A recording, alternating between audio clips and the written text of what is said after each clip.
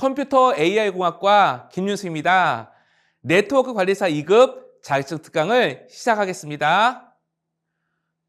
우리 함께 살펴볼 내용은 최근에 출제된 문제 유형을 살펴보고 어떤 식의 문제가 나오는지, 문제를 풀기 위해서 어떤 고민을 해야 될지 이런 내용들을 중심으로 관련 문제들을 한번 같이 풀어봐 보도록 하겠습니다. 함께 보시겠습니다.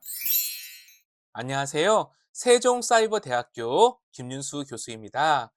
네트워크 관리사 2급 특강을 진행하겠습니다. 이번 회차에 살펴볼 내용은요, 최근 기출문제 동향과 유형풀이가 되겠습니다. 최근 기출문제 동향이요, 기존과 크게 달라진 것이 없습니다. 그래서 이렇게 필기, 실기로 나눠져 있다라는 거, 그 다음에 필기는 태기령이고 50문항에 50분, 배점 100점이고요. 그러니까 배점은 100점으로 되어 있고요. 합격 기준은 60점 이상이라는 거 크게 바뀌지 않았습니다. 또한 필기 문제 그 기출 범위도요. 네트워크 일반, TCP/IP, 네트워크 OS, NOS, 네트워크 운영기기 역시 이 부분도 기존과 동일하고요. 당연히 실기도 이렇게 있습니다. 네트워크 전송 매체, 네트워크 설계 구축, TCP/IP, NOS, 네트워크 운영기기 이렇게 실기도 나누어져 있습니다. 그러니까 크게 바뀌어진 부분이 없다라는 것이지요. 자, 그러면 우리 관련 문제 바로 풀어가 보도록 하겠습니다. 이번에 구성한 문제는요, 특별히 시행처에서 우리 학교 학우님들, 그 다음에 우리 학교 관심 있으신 분들께 공유할 수 있도록 문제를 제공해 주셨습니다. 실제 기출문제 그대로를 가져왔습니다. 교육용으로 이렇게 특강용으로 사용할 수 있도록 허용해 주셨습니다. 따라서 실제 문제라고 판단하시고, 실제 문제이니까 그렇게 바라봐 주시고 함께 풀어가 주시면 좋겠습니다. 자, 첫 번째 문제 보겠습니다. 자, 대신에 문제 번호는 제거하고 왔습니다. TCP/IP에서 데이터 링크층의 데이터 단위는 무엇인가? 자, TCP/IP 4계층에서 각각 불리고 있는 게 있다고 했습니다. 우리 TCP/IP 4계층은 기본으로 어플리케이션, 트랜스포트, 그 다음에 인터넷 계층, 다음에 네트워크 액세스 계층 이렇게 나눠진다고 했습니다. 근데 데이터 링크 계층이라고 해서 조금 헷갈릴 수 있잖아요. 데이터 링크 계층은요, OSI 7 계층으로 보게 되면은요, 데이터 링크 계층 2계층이 됩니다. 그래서 2계층이 되는 거고요. 그게 TCP/IP로 따지게 되면은요, 예, 프레임이라고 불리게 됩니다. 그래서 프레임에 해당된다 해서 데이터 단위는 프레임이 되겠습니다. 자, 메시지, 세그먼트, 패킷 얘기도 되겠죠. 메시지, 어플리케이션 레이어에서 해당되는 데이터입니다. 세그먼트, 트랜스포트죠. 패킷, 인터넷 계층입니다. 데이터그램은 UDP 할 때 얘기하는 거니까 이 부분은 이제 논외가 되겠습니다. 따라서 일단 답은 4번 프레임이 되겠습니다. 조금 이제 이거는 뭐 문제를 평가하고 이런 거보다는요, 이제 제 개인적인 소견으로는 데이터 링크 그러니까 조금 헷갈릴 수도 있었을 것 같아요. 그냥 네트워크 액세스 계층이었다 그러면 조금 더 우리가 답을 잘 찾을 수 있었을 텐데, 이렇게 문제를 출제하거나 출제할 때나 또는 여러 가지 자료들을 보게 되면은요, TCP/IP라고 얘기를 하면서 실제 그 내용을 OSI 7 계층과 대응되는 계층으로 설명하기도 합니다. 따라서 조금은 헷갈릴 수도 있지만 이렇게 맞출 수 있도록 함께 기억을 해주시는 게 좋겠습니다. 자, 이 정도 말씀드리고 넘어가도록 하겠습니다. 그 다음 문제 보겠습니다. IP 어드레스 1011로 시작하는데 이게 속한 클래스는 어디냐고 물어봅니다. 자, 이게 속한 클래스가 어디냐고 물어보는데 우리 어떻게 알 수 있을까요? A 클래스, B 클래스, C 클래스, D 클래스입니다. 이거 바로 전 회차에서 했던 얘기인데요. 자, 정답은 무엇일까요? 자, 정답은 1110으로 시작하죠. 1110으로 시작합니다. 그러니까 1110으로 시작하니까 정답은 D 클래스가 되겠습니다. 그래서 답은 4번이에요. 자, A 클래스는 0으로 시작하죠. B 클래스는 10입니다. C 클래스는 110이고요. D 클래스 1110입니다. E 클래스 11110입니다. 그렇죠? 따라서 그거 헷갈리지 않게 기억해 주시면 좋겠습니다. 답은 4번이 되겠습니다. 자, 계속 보도록 하겠습니다. IP 헤더 형식에서 네트워크 내에서 혼잡 사항이 발생되어 데이터그램을 버려야 하는 경우 참조되는 필드는 무엇인가? 자, IP 버전 6 헤더 형식입니다. 자, 우리 IP 버전 6를 제가 별도로 설명드리진 않았습니다. 근데 일단 여기 있는 내용만 좀 보도록 해볼게요. 버전입니다. 버전은 무엇일까요? 기본으로 IP 버전 4냐 6냐를 가리키는 거니까 자, 이건 당연히 아닐 겁니다. 프라이어리티 일단 물음표를 해놓겠습니다. 넥스트 헤더 자, 이거는 다음번 헤더를 가리킨다는 거니까 역시 이건 아닌 것 같습니다. 그렇다면은 홈 리밋과 프라이어리티인데요. 이렇게 말씀드리겠습니다. 홈 리밋은요 데이터그램의 생존 기간을 의미합니다. 생존 기간 얼마만큼 유지하고 있을 거냐는 걸 물어본다라는 거예요. 대신에 트래픽 클래스가 자 여기 보시면요. 트래픽 클래스 필드가 있는데요. 그게 프라이어티입니다. 이것을 참조해서 데이터그램을 버리게 돼요. 혼잡 상황이 발생하면. 그래서 답은 2번이 됩니다. 자, 2번. 네트워크 내에서 혼잡한 상황이 발생되어 데이터그램을 버려야 되는 경우 참조되는 필드는 프라이어리티다. 2번이 되는 겁니다. 홈 리밋은 뭐라고요? 홈 리밋 예, 데이터그램의 생존 기간을 의미합니다. 생존 기간. 혼잡 상황 이거과 관련 없이 얼마만큼 유지하고 있을 거냐 이걸 얘기하는 겁니다. 혼잡 상황이 발생될 경우 참조하는 거 예, 트래픽 클래스 필드인데 프라이어리티가 되겠습니다. 자, 이렇게 이야기 드리겠습니다. 다음 문제를 보시겠습니다. IP 패킷은 네트워크 유형에 따라 전송량의 차이가 나기 때문에 적당한 크기로 분할하게 된다. 이때 기준이 되는 것은 무엇인가? 자, 1번부터 4번까지가 있습니다. 무엇이 답일까요?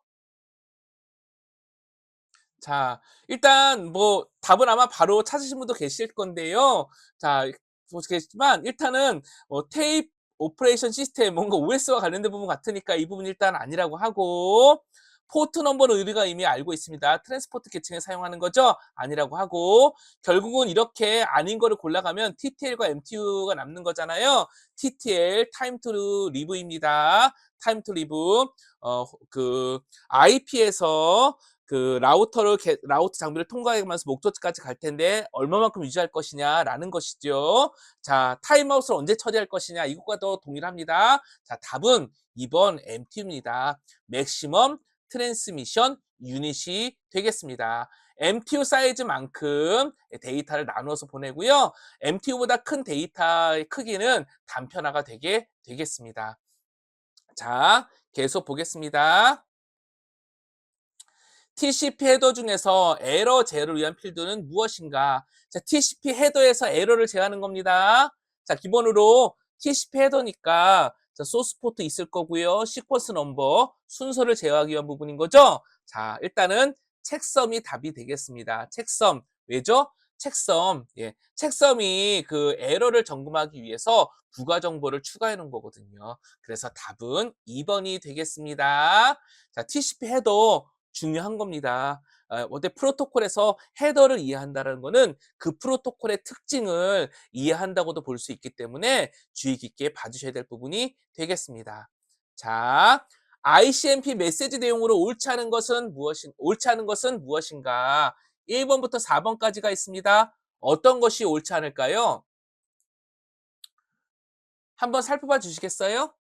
호스트의 IP 주소가 중복된 경우, 목적지까지 데이터를 보낼 수 없는 경우, TTL 필드 값이 0이 돼서 데이터를 삭제할 경우, 헤더 값의 오류를 발견할 경우 어떤 것일까요? 자, 이게 쉽지 않은 문제인 것 같습니다. 일단 정답을 말씀드리자면요. 답은 1번입니다. 호스트의 IP 어드레스가 중복된 경우 ICMP 메시지와는 관계가 없고요. 참고로 호스트 IP 어드레스의 중복을 확인해 볼 수 있는 명령이 있는데요. NB MBT 스탯이라는 명령이 있겠습니다. MBT 스탯이에요. 다시 잘 적어보겠습니다. NBT 스탯 명령을 이용을 해서 IP의 충돌, IP 어드레스가 중복되는 것을 확인할 수 있다까지도 메모해 주시면 좋겠습니다. 어쨌든 답은 옳지 않은 것 1번입니다. 호스트 IP 어드레스가 중복된 경우 이것은 ICMP 메시지와 관계가 없다라고 이야기를 드리겠습니다. 자, 계속 보시겠습니다. IGMP 그룹입니다. 그룹. IGMP 프로토콜의 주된 기능은 무엇인가? 자, 1번부터 4번까지가 쭉 있는데요. 정답은 3번입니다. 그룹에 가입된 네트워크 내의 호스트를 관리하는 겁니다. 그룹핑과 관련된 거예요. 그러니까 IGMP, 멀티캐스트 그룹 이렇게 키워드 그룹 내 호스트를 관리하는 기능이다. 이렇게 키워드로 기억해 주시면 좋겠습니다. 자, 또 그 다음 문제 함께 보시겠습니다. TCP/IP에서 유니캐스트의 의미는 무엇인가? 많이 어렵지 않은 문제니까 한번 읽어봐 주시겠어요? 1번부터 4번까지 어떤 것이 유니캐스트에 대한 내용일까요? 답은 유니캐스트는 1대1 통신입니다. 따라서 2번이 되겠습니다. 메시지가 한 호스트에서 다른 한 호스트로 전송되는 패킷, 이것을 유니캐스트라고 하는 거죠. 자, 멀티캐스트, 1대 n 다수의 그룹을 얘기하는 거고요. 브로드캐스트, 전체에게 표시해 주는 거죠. 또 애니캐스트도 있습니다. IP 버전 6에서 등장한 것인데요. 가장 가까이 있는 수신자 그룹 간의 통신을 의미합니다. 자, 이렇게 있고요. 일단 유니캐스트는 2번 한 호스트에서 다른 호스트로 1대1 통신이다. 이렇게 메모해 주시면 좋겠습니다. 이 문제는 어떠신가요? IP 어드레스 127.0.0.1이 의미하는 것은 무엇인가? 1번부터 4번이 있는데 혹시 풀어보시겠어요? 답은 답은 루프백 IP죠. 테스트용 루프백 자기 자신을 가리키는 IP다. 그래서 4번이 되는 거죠. 모든 네트워크를 의미하는 거 아니고 사설 IP 어드레스를 의미하는 것도 아니고 특정 네트워크의 모든 노드를 의미하는 것도 아니고 루프백 테스트용 IP가 되겠습니다. 참고로 모든 네트워크를 의미하는 주소는요. 0.0.0.0이 되겠습니다. 자, 그러면 또 다음 문제 보도록 하겠습니다. TCP의 3웨이 핸드쉐이킹 연결 수립 절차 중 1, 2, 3단계 중에서 3단계에 해당되는 TCP 제어 플래그는 이 부분도 어찌 보면 쉽진 않은 것 같습니다. 1단계, 2단계, 3단계입니다. 자, TCP 3웨이 핸드쉐이킹은요. 싱크에 대한 에크와 에크로 이루어집니다. 그래서 답은 4번 에크가 되겠습니다. 어떻게 보면 이제 TCP에 대해서 좀 심화해서 물어보고 있는 거죠. 자, 공부할 게 점점 많아진다고도 볼 수 있겠습니다. 그만큼 중요해서 그렇습니다. 자, 계속해서 살펴보겠습니다. 네트워크를 관리하는 킴 사원은 스위치의 원격 접속 시 텔넷을 이용해서 작업을 주로 진행을 합니다. 근데 신규로 도입되는 스위치에는 SSH로 접속 방법을 교체하려고 한다고 해요. 자, 상황을 줬죠? 다음 중 SSH 특징으로 옳지 않은 것은 무엇인가? 상황은 있었지만 결국 물어보는 것은 SSH 특징을 물어보고 있는 것이네요. 자, 1번부터 4번까지가 있습니다. 답은 무엇일까요? 답. 기본적으로 SSH는 암호화를 통해서 보안 통신을 합니다. 따라서 보안성이 뛰어나고요. 암호화 이용하고요. 또 키교환 방식을 지원합니다. 단 TCP 23번이 아니라 SSH는 22번 포트를 씁니다. 23번은 텔넷이 사용하는 포트지요. 자, 이래서 이 문제도 한번 풀어봤습니다. 자, 또 보겠습니다. 네트워크 및 서버 관리자 킴은 불법적으로 443 포트를 이용하여 52로 시작하는 IP에서 관리자 킴의 업무 PC에 원격으로 접속 시도가 이루어진 흔적을 발견하게 되었다. 자, 관리자 PC에 어떻게 보면은 허락받지 않은 상황에서 접속한 것을 확인했다는 겁니다. 그리고 그 IP가 52로 시작하는 IP라는 겁니다. 이 사항을 발견하기 위해 A에 들어갈 명령어는 무엇인가? 단 윈도우즈 계열이라는 겁니다. 자, 어떠한 명령을 입력하면 이와 같은 것이 나올까요? 자, 보니까 여기 외부 주소가 나오고요. 상태, 리스닝은 이제 대기하고 있는 거고, 이스태블리시드는 연결이 된 거죠. 이거 어떻게 할 수 있는 걸까요? 어떤 명령일까요? 일단 정답은요. 네스텟입니다. 네스텟을 쓰게 되면 이렇게 나오는 거고요. 자, 네스텟은요. 여러 가지 옵션이 있는데 -A 모든 연결들과 수식 포트들을 다 보여주고요. N 주소와 포트 번호를 숫자 형식으로 표시해 줍니다. 이렇게 여러 가지 추가적인 옵션과 함께 현재 내 네트워크 상태 또는 네트워크 사용 상태를 확인할 수 있습니다. 네스텟 중요한 명령이니까 기억해 주시면 좋겠습니다. 자, TCP/IP 프로토콜 스택에서 사용하는 SNMP 프로토콜의 기능으로 가장 올바른 것은 무엇인가? SNMP입니다.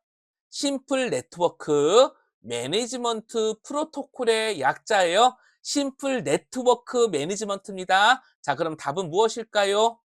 답은 예, 네트워크 장비를 관리하고 감시하는 기능을 하는 겁니다. 그래서 답은 3번이 되겠습니다. 가장 적당한 것이 3번이 된다는 얘기가 되겠습니다. 혹시 헷갈리실까 봐 보안 설명을 드리는데요.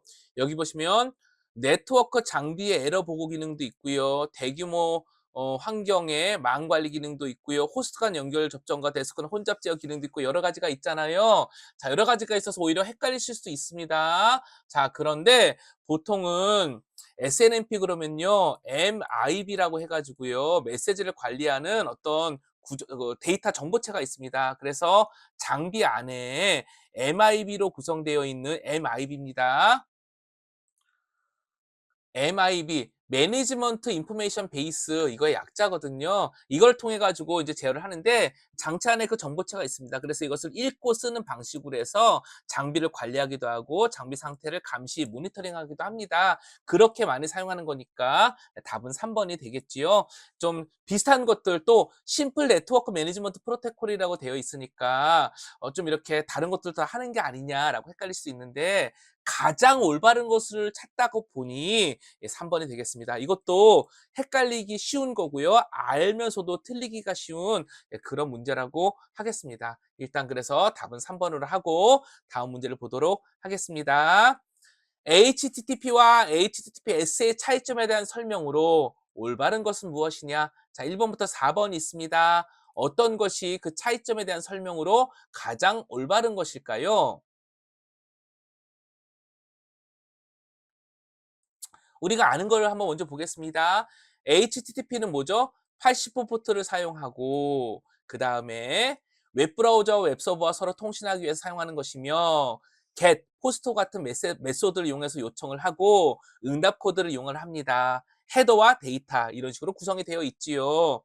자, HTTPS SSL을 기반으로 하고 있고 기본 443 포트를 이용하며 인증서를 사용을 해서 암호화, 그러니까 안전하게 데이터를 암호화해서 통신하는 것과 함께 서버를 확인할 수 있는, 그러니까 정말 그 서버가 네이버냐, 정말 그 서버가 구글이냐, 이런 것들을 확인할 수 있는 그런 특징도 가지고 있습니다. 이렇게 보안적으로 조금 더 강화되어 있는 그러한 프로토콜이 되는 거죠. 그 차이점을 물어보고 있는 거니까 이제 이 정도의 지식을 갖고 문제의 예시를 한번 예문을 보도록 하겠습니다.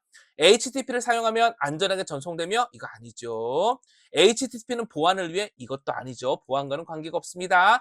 HTTP는 기본적으로 80을 이용하고 HTTPS는 443. 이거 맞습니다. 3번이 답이 되겠네요. HTTP는 역시 SSL과 관계가 없죠. 이 나머지 것들은 다 HTTPS와 관련된 그런 설명이라고 보면 되겠습니다. 이번에는 서브넷 마스크에 대한 문제이네요. 네트워크 담당자 킴 사원은 C클래스의 IP 주소를 갖고 있습니다. 네트워크를 각 네트워크당 60개의 호스트가 사용할 수 있도록 서브네팅을 하려고 한다고 해요. 이때 합당한 서브넷 마스크는 무엇이냐 물어보는 거거든요. 자, 답은 무엇일까요? 일단 128이라고 해보겠습니다. 128로 하게 되면은요. 자, 128이니까 자, 서브넷 마스크가 128이 되게 되면은요. 쭉 3개, 3개, 3개 간 다음에 그쵸? 비트 하나가 할당되는 거죠. 그럼 나머지 것은 어떻게 되는 거죠? 128개가 되는 그런 그 호스트를 사용할 수 있게 되는 겁니다. 두 번째 192죠. 192니까 비트가 2개가 할당이 되겠네요. 그럼 나머지는 어떻게 되는 거죠?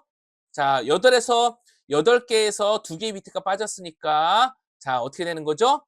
64개가 됩니다. 나머지 비트를 할 수 있는 거 개수 64개, 128개, 그쵸? 자, 그 다음에 224가 되면은 이거는 계산하면요. 32개가 되고요. 240이 되면요. 이렇게 계산이 되면 16개가 됩니다. 따라서 가장 적당한 걸 따지게 되니까 60개 호스트가 사용하는 거잖아요. 각 네트워크마다. 그래서 답은 2번이 되겠습니다. 그러니까 60개가 필요하니까 가장 가까운 64개가 나오는 게 정답이겠죠? 그래서 답은 2번이 되겠습니다. 이 부분 한번 잘 계산하셔서 따져봐 주시길 부탁드립니다. 서브넷 계산하는 거, 서브넷 마스크 계산하는 거, CIDR 자주 출제되는 영역이니까 기억을 해주시면 좋겠습니다. 자, 서버 관리자는 어떠한 프로토콜을 이용해서 서버 간 자료를 송신하고자 한다. 해당 프로토콜은 서버 명령 채널 21번, 데이터 전송 채널 20번 포트를 이용한다. 그리고 암호화 기능을 제공하지 않는다. 자, 답은 무엇일까요? 이미 자료를 송수신하겠다고 그랬잖아요. 그래서 답은 1번이 되겠습니다. 1번입니다. FTP. 근데 SFTP가 있습니다. 또 FTP-S라는 것도 있습니다. 암호화 기능을 지원하지 않기 때문에 CQR라는 관계가 없죠. 그러니까 답이 아닌 거죠. 그 다음에 CMD는 이건 명령어니까 이건 아닌 거죠. CMD 창 말하는 거죠. 그래서 답은 1번이 되겠습니다. 자, 문제를 잘 봐야 되는 상황이 되는 거죠. 자, 계속 보겠습니다. 서버 관리자 킴 사원은 DNS 서버가 없고 인터넷이 없는 환경에서 그룹웨어를 이용하고자 한다. 그룹웨어 주소를 치고 그룹웨어로 접속하고 싶은 경우 어떤 파일을 수정하여 로컬 DNS 설정할 수 있느냐? 이거 제가 바로 이전에 설명드렸던 내용인데요. 혹시 기억나시나요? 답은 예, 리눅스 기준으로 해서 etc 밑에 호스트 파일이 되겠습니다. 됐죠? etc 밑에 deni와 allow 파일이 있는데요. etc 밑에 deni와 allow 파일은 이거 그 리눅스 슈퍼데몬이라고 하거든요. 예, 리눅스 슈퍼데몬이 사용하는 iNetD, XINetD 이런 게 있습니다. 그때 접근 통제하기 위한 어떤 보안 설정과 관련된 파일이 되겠습니다. 자, 그럼 또 계속 보도록 하겠습니다. 패킷 교환망의 특징으로 옳지 않은 것은 무엇이냐? 패킷 교환망의 특징으로 옳지 않은 것은 무엇이냐? 자, 이 부분 조금 헷갈릴 수도 있을 것 같아요. 자, 한번 애매하고 헷갈릴 수 있지만 같이 풀어볼까요? 연결 설정에 따라 가상의 선과 데이터 그램으로 분류된다. 잘 모르겠다고 해보겠습니다. 메시지를 보다 짧은 길의 패킷으로 나누어 전송한다. 아, 이거 맞는 것 같죠? 패킷. 자, 이거는 일단 맞다고 해보겠습니다.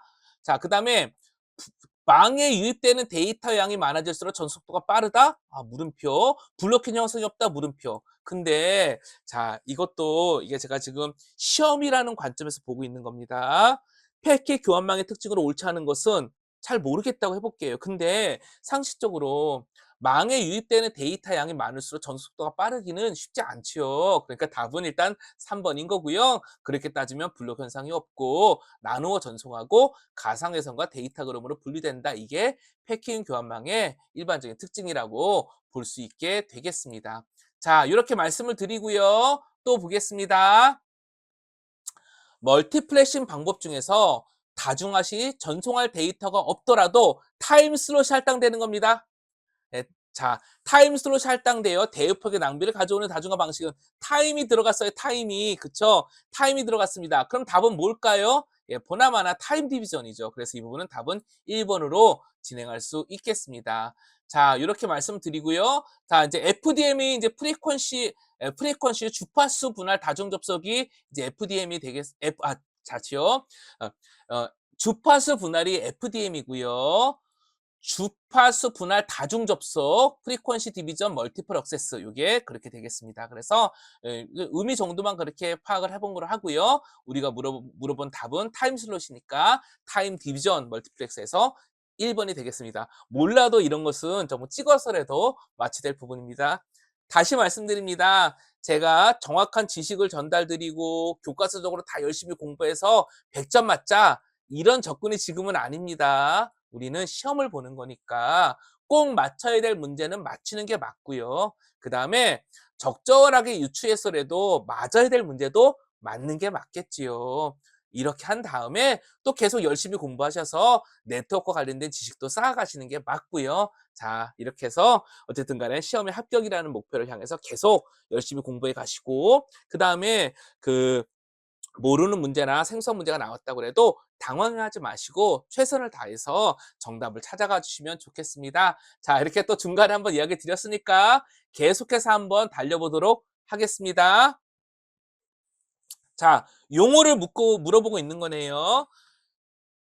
지능형 스마트홈 통신에 사용되는 어떤 것은 10m 이내 짧은 거리예요. 예, 짧은 거리 키워드입니다. 그렇게 존재하는 컴퓨터, 주변기기, 휴대폰, 가전제품 등을 무선으로 연결한대요. 짧은 거리의 무선이죠. 이들 기간의 통신을 지원함으로써 다양한 응용 서비스를 가능하도록 한다. 대표적으로 UWB, 지급이 RFID가 있다. 자, 이거 답은요. 실은 와이어리스 펜이거든요. 와이어리스 무선이고요. 펜, 퍼스널 에리어입니다. 그러니까 가까운 근접이라는 얘기예요. 그래서 답은 1번이 되고요. 참고로 LTM과 NB-IoT는요. 우리 무선 통신 있잖아요. 무선 통신을 지원하는 겁니다. 우리 그 뭐지? 그 그 LTE 있잖아요. LTE 그거 얘기하는 겁니다. 그거 IoT. 그다음에 랜은 우리가 알고 있는 랜을 얘기하는 거고요. 그래서 답은 1번이 되겠습니다. 와이어리스 펜입니다. 그 안에 UWB, 지급이, RFID가 포함되어 있다라는 것도 함께 기억해 주시면 좋겠습니다.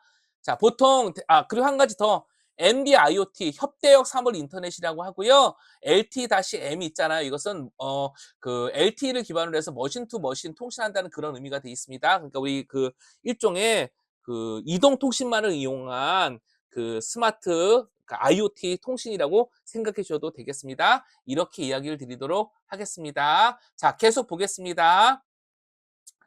또 용어를 물어보네요. 어떤 것은 네트워킹에 필요한 모듈 유형의 자원을 추상화하고 뭔가 가상화 얘기가 나왔네요. 소프트웨어 기반이라고 합니다. 네트워크 추상화 소프트웨어 나왔습니다. 그럼 벌써 얘기 나오는 것들이 있죠. 자동으로 관리와 제어를 가능하게 하는 가상화 기술을 의미한다. 통신 사업자들은 이러한 어떤 기술을 도입하면서 복잡해지는 네트워크와 관리 용이성, 비용, 네트워크 밀접성 등의 장점과 효율성을 얻는데요. 자, 키워드 나왔습니다. 추상화, 소프트웨어 기반. 자, 답은 무엇일까요? 네, 답은 네트워크 펑션 버추얼라이제이션입니다. NFV죠. 자, 나머지 것도 CDN은요. 컨텐트 딜리버리 네트워크이잖아요. 얘는 뭐냐면요. 우리가 유튜버 같은 큰 영상을 전송할 때 여기가 우리가 집이고 여기가 미국의 구글이라고 해볼게요. 이렇게 데이터를 가져오면 시간이 오래 걸리니까 사용자 근방에 컨텐츠를 놓고 빠르게 가져가자. 이걸 CDN이라고 합니다. 일종의 캐시 서버인 거죠. VPN은 공중망, 인터넷망을 통해서 사설망의 효과를 주자. 이게 VPN인 거고요. 자, 답은 NFV입니다. 요거 중요한 키워드니까 기억해 주시면 좋겠습니다. 또 계속해서 보도록 하겠습니다. FDDI에 대한 얘기네요. 파이버와 관련된 얘기인 거죠. 광입니다. 광. 자, 근데 이 문제는 사실은 제 생각엔 쉽지 않은 문제인 것 같습니다. 여기까지 깊이 외우고 암기하고 있기도 어렵고요. 일단 정답을 말씀드리면요. 답은 1번이에요. 1번이거든요. 자, 왜 1번이냐면요. 한 개의 링 토폴로지를 가지는 기술이라고 했잖아요. 아닙니다. 한 개가 아니고요. 한 개가 아니고요. 이중입니다. 이중. 이중, 그러니까 이중 방식을 사용하기 때문에 답은 이게 아니게 된 겁니다. 그러니까 백업용 링이 하나 더 있다라는 거예요. 그래서 답은 한 개만 사용한다고 해서 1번이 아니게 된 겁니다. 그러면 나머지 것들은 어떻게 되는 거냐? 자, 한번 읽어보시고 그냥 넘어가셔도 좋을 것 같습니다. 이거 다 암기하고 하기 힘들잖아요. 자, 제가 다시 말씀드립니다. 모든 것을 다 암기하시고 다 암기하고 기억을 해야 됩니다. 그러면 뭐 좋지요. 100점 맞으면 좋지요. 근데 저도 다 암기하기가 힘들거든요.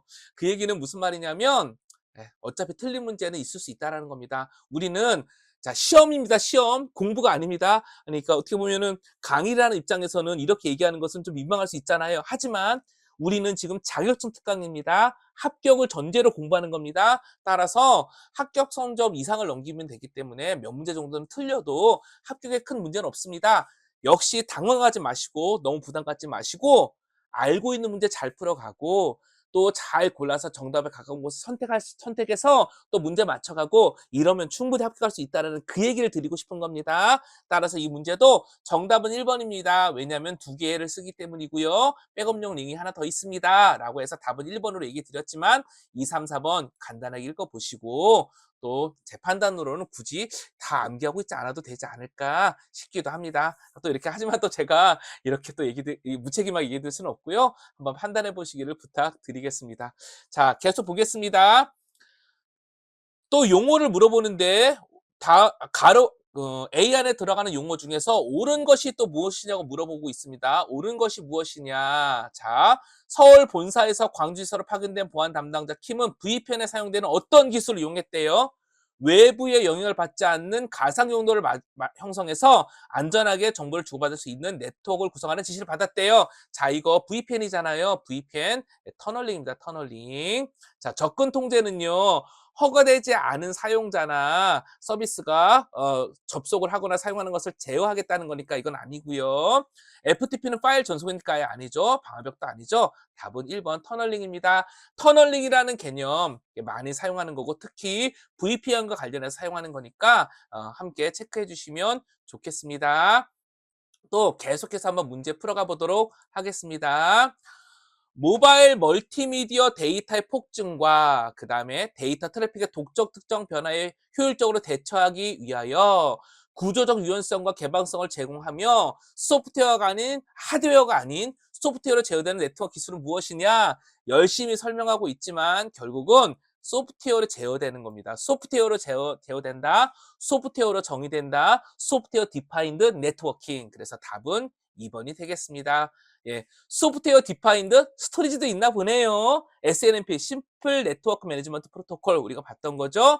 CLI 커맨드 라인 인터페이스입니다. 좀 친절하게도 이렇게 다 풀이를 다 적어줬네요. 그러면 더더욱이 2번 더 맞힐 수 있겠지요. 자, 계속 살펴보도록 하겠습니다. 자, 이제 클라우드 컴퓨팅의 특징으로 옳지 않은 것은 무엇인가? 1번부터 4번까지가 있습니다. 어떤 것이 클라우드 컴퓨팅의 특징으로 적절하지 않을까요? 기본적으로 클라우드 컴퓨팅은요. IT 자원을 가상화 기술을 이용해서 자원의 풀로 만들어 놓고 즉 논리적인 자원의 풀로 만들어 놓고 원하는 사용자가 언제든지 인터넷으로 접속해서 원하는 만큼 사용을 하고 사용한 만큼 과금을 하겠다는 겁니다. 그러기 위해서는요. IT 자원을 사용자마다 구분된 단위로 분배해 주고 사용할 수 있게 해 줘야겠죠? 자, 맞습니다. 싱글 터렌트가 아니라 멀티 터렌트를 지원해야 되는 겁니다. 그래서 답은 일단 4번인데요. 읽어 보겠습니다. 사용자는 필요한 만큼 서버, 네트워크, 저장 장치 등과 같은 컴퓨터 등용을 활용할 수 있다. 맞는 얘기고요. 사용자 요구에 따라 물리자원과 가상자원들이 동적으로 할당, 재할당 맞는 얘기고요. 그래야 유연하게 쓸 수 있는 거니까요. 서비스 형태에 따라 적절한 미터링을 사용하여 자동으로 자원을 사용을 제어하고 최적화한다. 미터링, 측정하고 관리하겠다는 거죠. 맞습니다. 컴퓨팅 자원들은 다수의 사용자들을 지원하기 위한 단일 임차인 아니죠. 멀티죠. 풀과 자원풀 형태로 운영된다. 그래서 답은 멀티 터넌트가 돼야 되기 때문에 답은 4번이 되겠습니다. 옳지 않은 것을 고르는 것이니까요. 자, 계속 보겠습니다. 메시 네트워크의 특징으로 옳지 않은 것은 무엇이냐? 메시 네트워크 뭐죠? 그물망, 철망, 그쵸? 서로 간에 다 이렇게 복잡하게 연결되어 있는 그 구조를 말하는 겁니다. 그쵸? 보겠습니다. 옳지 않은 것이에요. 노드의 이동이 자유롭기 때문에 네트워크 토폴로지가 동적으로 변한다. 이거 맞습니다. 네트워크, 메시 네트워크의 특징이에요. 1대1 다중업 라우팅 방식으로 전달한다. 이거 무슨 말이냐면요. 중간중간 서로 간에 연계하면서 데이터를 중계해 준다는 겁니다. 이것도 맞는 얘기예요. 어떠한 중앙 제어나 표준 지원 서비스의 도움 없이 임시로 망을 구성할 수 없다. 이거 아닙니다. 있는 겁니다. 그래서 답은 3번. 자, 하나의 연결이 끊어져도 네트워크는 자동으로 다른 연결로 메시지를 전송할 수 있다. 맞습니다. 그물처럼 연결돼 있고 서로 간에 동쪽으로 구성되니까요. 자, 답은 3번. 옳지 않은 것이니까 3번입니다. 구성할 수 있어서요. 자, 계속 보겠습니다. DHCP의 장점으로 옳지 않은 것은 무엇인가? DHCP 네트워크 설정을 자동으로 할당받겠다라는 거죠. 클라이언트에게 자동으로 IP 어드레스를 할당해 줄 수 있다? 맞죠. IP 어드레스 관리가 용이하다? 맞습니다. 영구적인 IP 어드레스를 필요로 하는 웹서버에 대해서는 동적인 주소 동적은 변화하는 의미잖아요. 그러니까 틀렸죠. 차라리 정적인 주소 그러면은 대상이 될 수 있는데요. 자, 사용자들이 자주 바뀌는 학교와 같은 환경에서 특히 유용하다? 맞겠지요. 자, 그래서 답은 3번이 되겠습니다. 옳지 않은 것이니까요. 자, 계속 보도록 하겠습니다. 윈도우 서버 2016에 설치된 DNS에서 자, 결국은 윈도우 서버 얘기가 나왔지만 DNS에 대해서 물어보고 있는 거죠. 지원하는 레코드 형식 중에서 실제 도메인 이름과 연결되는 가상 도메인 이름, 즉 별칭, 그것을 지원하는 게 뭐라고 했었지요? 예, 답은 C네임이 되겠습니다. MX는 뭐였죠? 메일 서버, 그쵸? 예, 다음에 A는요, IP 버전 4, PTR은요, 옆변환이라고 했습니다. IP 주소에 대한 DNS 이름. 자, 이제 계속 보도록 하겠습니다. 윈도우 서버 2016에서 파일 및 프린터 서버를 사용할 수 있도록 지원하기 위해서 반드시 설치해야 하는 통신 프로토콜은 무엇인가? 자, 보겠습니다. 이것도 참 애매합니다. 먼저는 파일 및 프린터 서버에서 삼바를 얘기하나 SMB를 얘기하나 했는데 그건 없어요. 자, 보겠습니다. TCP/IP, SNMP, IGMP, SMTP. 일단 SMTP는 뭐죠? 이메일가 아니죠. IGMP 이거는 그룹핑하는 거잖아요. 아니에요. 그룹 관련 거니까. SNMP 이거는 뭐죠? 예, 이거 네트워크 관리해 주는 거잖아요. 네트워크 장비 관리해 주는 거잖아요. 네트워크 심플 네트워크 매니지 프로토콜. 그렇죠? MIB 이용한다고 했습니다. 답은 1번이죠. TCP/IP를 꼭 설치해야 된다라는 얘기가 되겠습니다. 참 어떻게 보면 좀 헷갈리기 쉬운 방식일 것 같습니다. 자, 맞습니다. 그래서 이렇게 이야기를 드리겠습니다. 자, 윈도우 서버 2016에서 사용하는 파워쉘에 대한 설명으로 옳지 않은 것은 무엇인가? 자, 1번부터 4번까지 있는데요. 자, 기존 토스 명령은 사용할 수 없다? 아닙니다. 이거 사용할 수 있으니까 답은 일단 1번이고요.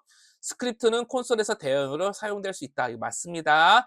텍스트로 구성된다. 맞습니다. 대소문 조금 변하지 않는다. 자, 옳지 않은 것은 기존 도스 명령을 사용할 수 없다가 되겠습니다. 기존 도스 명령 사용할 수 있습니다. 자, 또 계속해서 보아나가도록 하겠습니다. 리눅스 디렉토리 구성에 대한 설명, 즉 리눅스 디렉토리의 그 사용에 대해서 물어보고 있는 것이네요. 자, 1번부터 4번까지가 있습니다. 자, 혹시 정답을 아실 수 있을까요? 예, 정답은 4번입니다. 사용자 계정이 위치하는 파티션은요, 아니, USR 아니죠. USR 같은 경우에는요, 시스템이나 응용 프로그램에 대한 파일들이 저장되어 있는 디렉토리입니다. 자, VAR은요, 로그 파일 맞습니다. 메일과 같은 데이터가 저장되기도 합니다. 부팅될 때 부팅 가능한 커널 이미지 파일 담고 있는 디렉토리다. TMP 임시 파일이다. 다른 것들은 적절한데 4번이 아니게 되는 것이죠.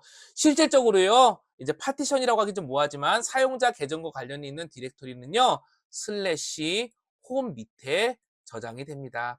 물론 슬래시 루트라는 폴더도 있습니다. 이 폴더는 루트의 홈 폴더인 거고요. 자, 이렇게 얘기 드리고 계속 관련된 내용 보겠습니다. 자, 계속 이제 리눅스에 대해서 물어보고 있네요. 리눅스 시스템 부팅과 함께 자동으로 마운트 되어야 할 항목과 옵션이 정의된 파일은 무엇이냐? 자, 이것도 설명드렸던 내용 같은데요. 무엇일까요? 예, 답은 1번입니다. etc 밑에 fstat 파일이 되겠습니다. 부팅할 때마다 자동으로 마운트 될 수 있도록 설정해 줄 수 있습니다.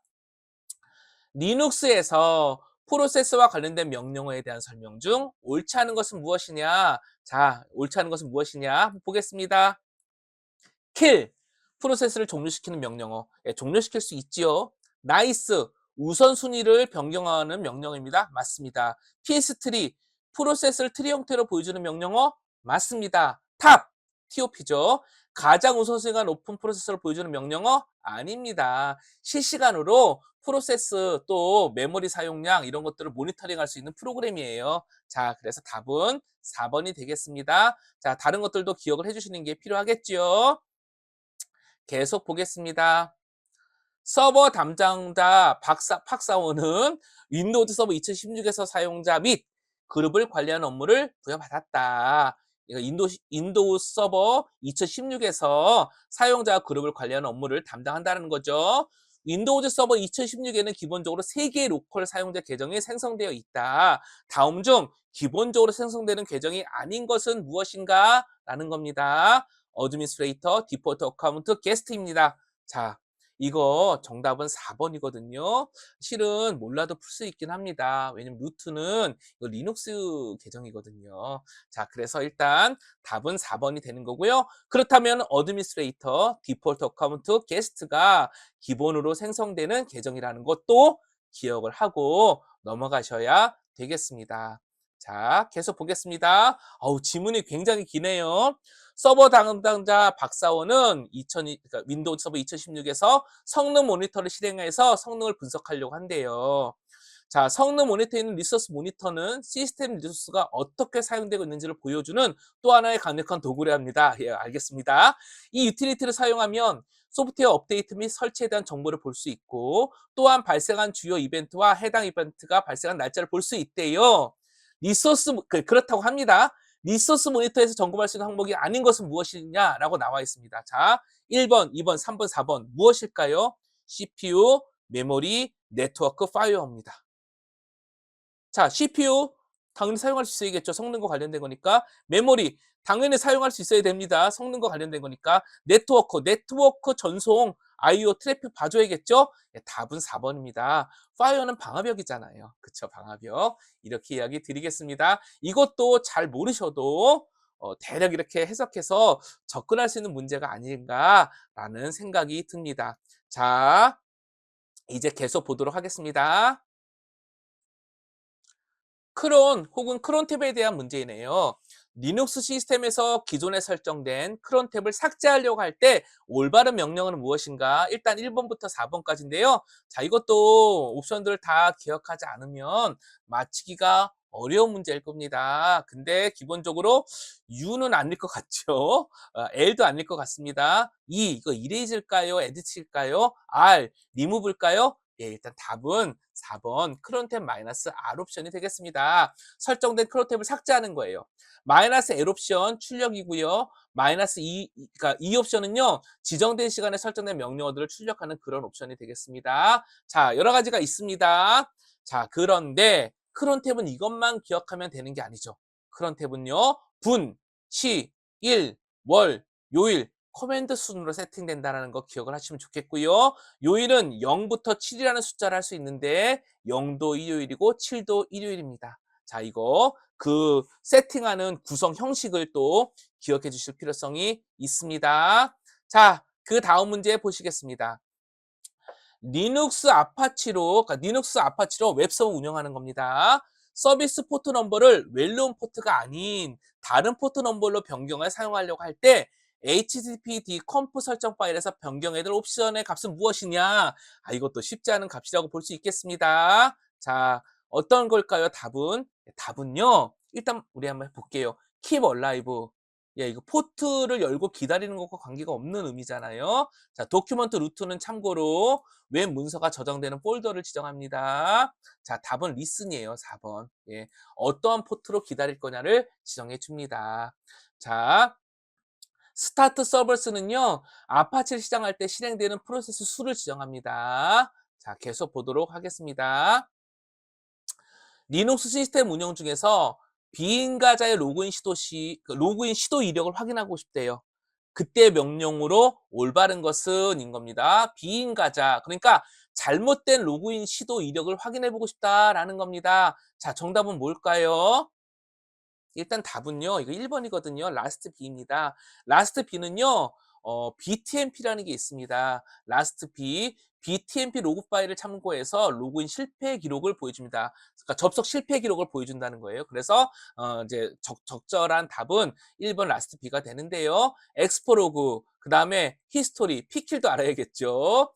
피킬은요. 프로세스 명을 이용해서 프로세스를 종료할 때 사용하고요. 히스토리, 이전에 사용했던 명령어들 목록을 사용하거나 또 확인할 때 사용하는 거고요. 엑스포 로그는요.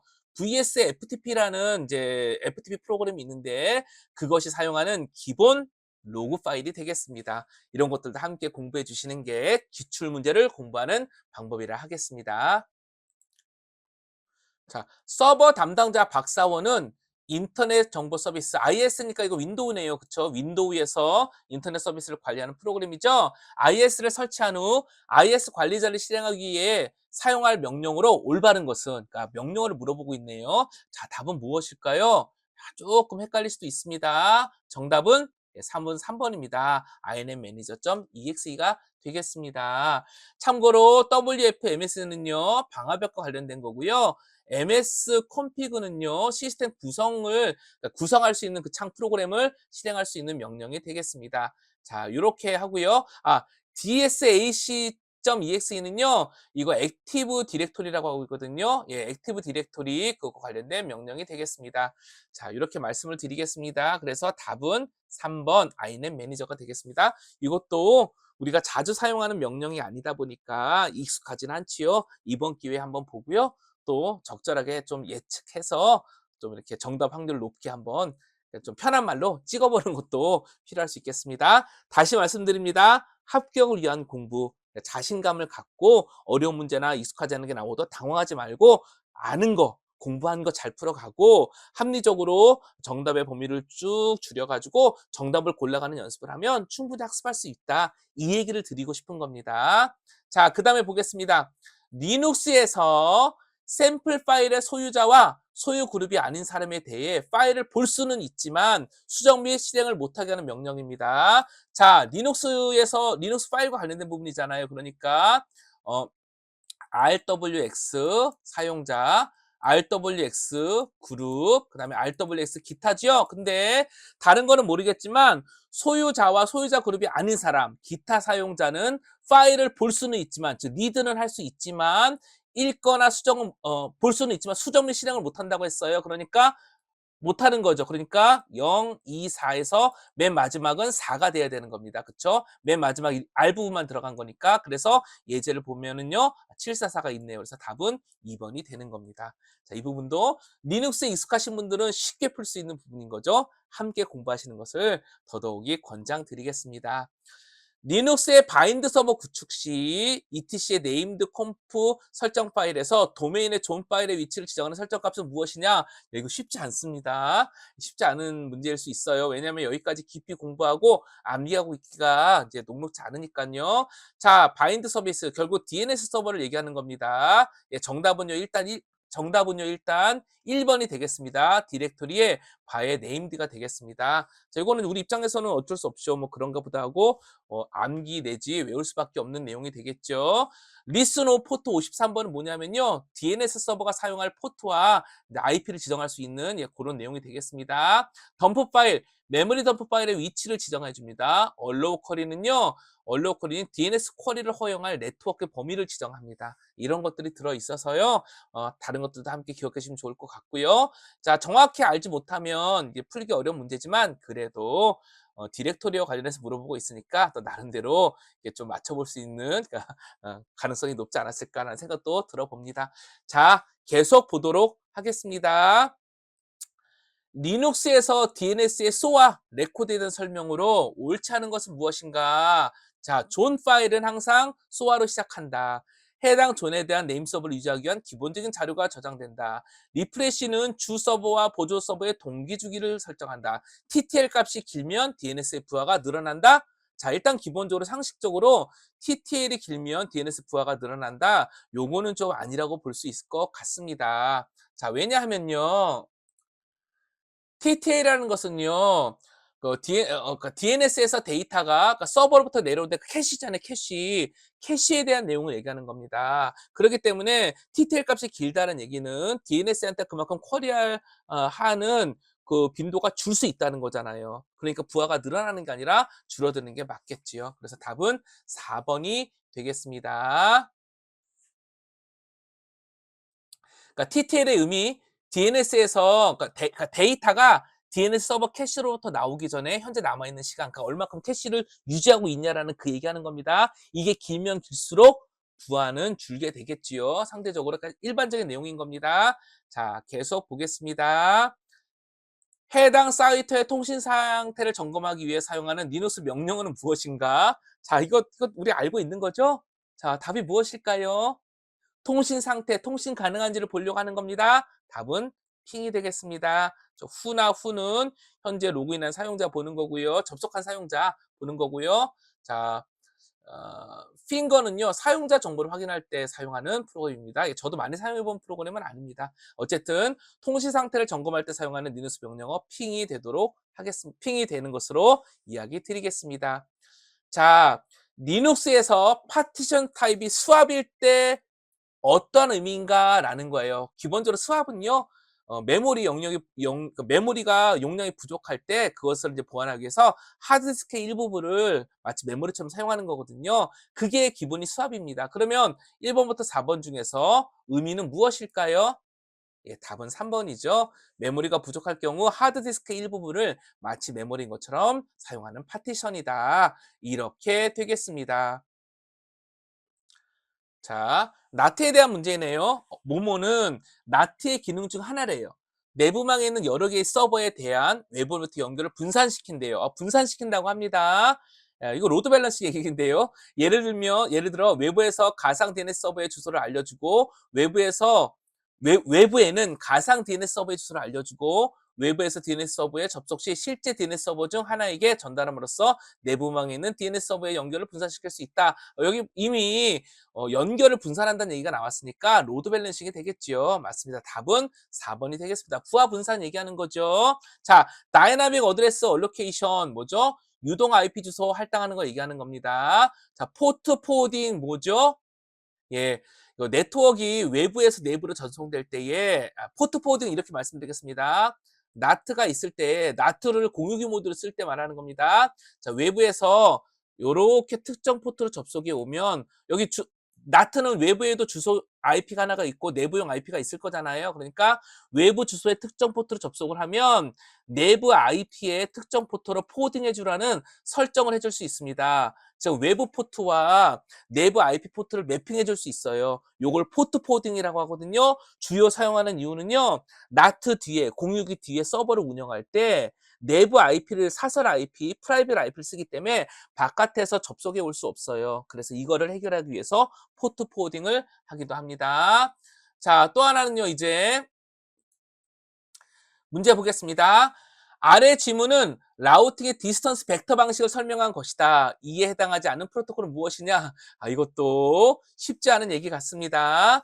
네트워크 변화 발생 시 해당 정보를 인접한 라우터 있죠? 인접한 라우터에 정기적으로 전달하고 인접 라우터에는 라우팅 테이블에 정보를 갱신한다.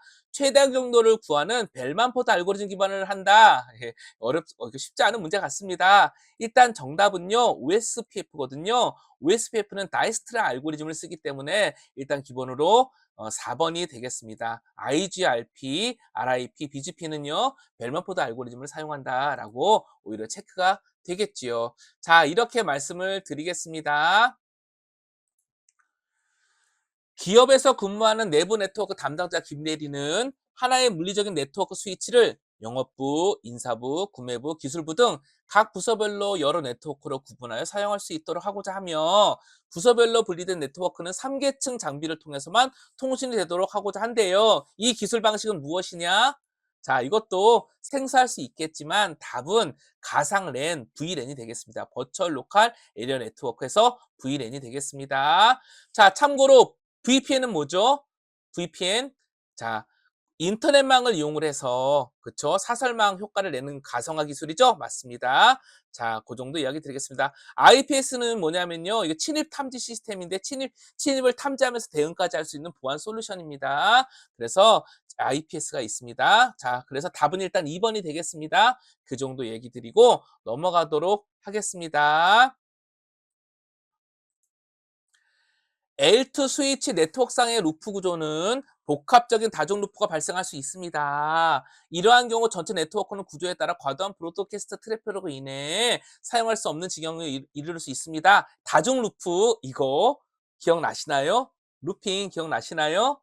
자, 이거를 방지하기 위해서 만들어진 기술 우리 이전에 설명드리고 왔는데요. 답은 STP죠. 스패닝 트리 프로토콜 STP. 바로 이전에 제가 다른 영상에서 설명드리고 왔던 그 내용입니다. 자, 이번에 기억해 주시면 좋겠습니다.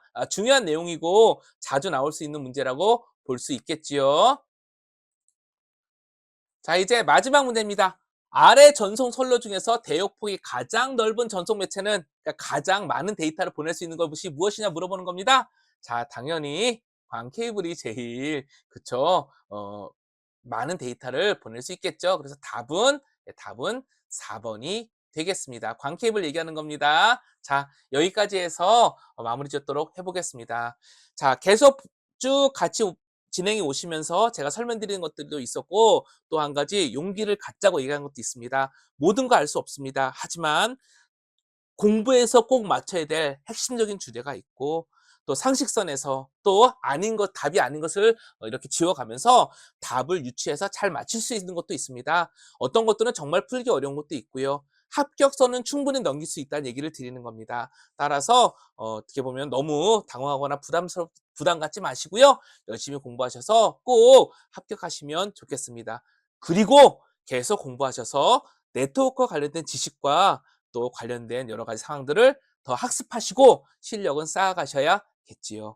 자, 여기까지 잘 들어주셔서 감사합니다.